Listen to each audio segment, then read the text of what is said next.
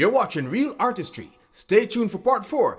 African Symbol talks about producing and educating yourself in the music industry. Persons like you who weren't necessarily as well known, making songs on the microphone, but putting in the infrastructure for music. Do you think we know enough about the persons who made music for Jamaica?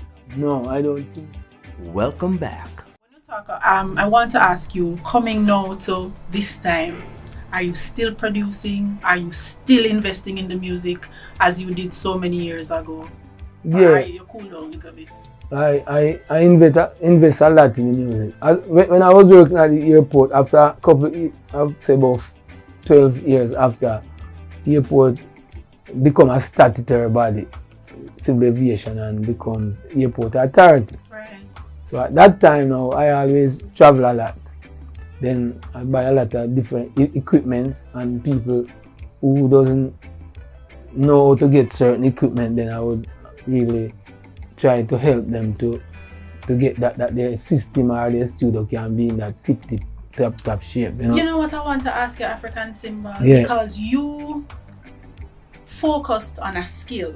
You're an electrical engineer. Yeah. You made sure to get the qualifications. Yeah. Then you got a job in Right. the airport industry, and that helped you to be able to access the equipment. Yes. There are some musicians who believe that it's just music and they don't have a plan, so they don't have a skill. I wouldn't even say on the side, but something to put everything together. What would you say to an artist like that who is just saying music, I just want to go studio, but they don't have any resources, they don't have a job, so they can't pay for studio time, they can't pay the musicians. Considering how you started out balancing both, what would you say to an aspiring artist like that? Aspiring artists, I think aspiring artists must not only just depend on the microphone, but try to get to play some instrument. Yeah, that's the key. The music. You understand the music, because that is not difficult. Because you have Edna Manley, you used to have Alpha in a Montego Bay Boys Club. They don't charge you for teach you. So they can get themselves musically inclined in that level and then deal with the mic. Afterwards. In the meantime, get the knowledge. Yeah, get the knowledge of the music. Because if you go to a studio and them try to shunt you and you don't have not the ability, them think, then you can say, me play guitar. And you can use that and put yourself in the mind of the studio owner, and then you get accepted, then you can go to the microphone. You create access until you're able to do what you really want. And I listen you clearly, you say skill. Them need some skill. Yeah, man. Right. Everybody just a grab for the mic, and so it go. Well, to this day, you still have studios and operating out of Montego Bay. Tell me about some of the work you're doing there now and some of the projects or artists that you're working with. Well, I'm more like an entrepreneur now, because I have a guest house and recording studio, and I sell cars.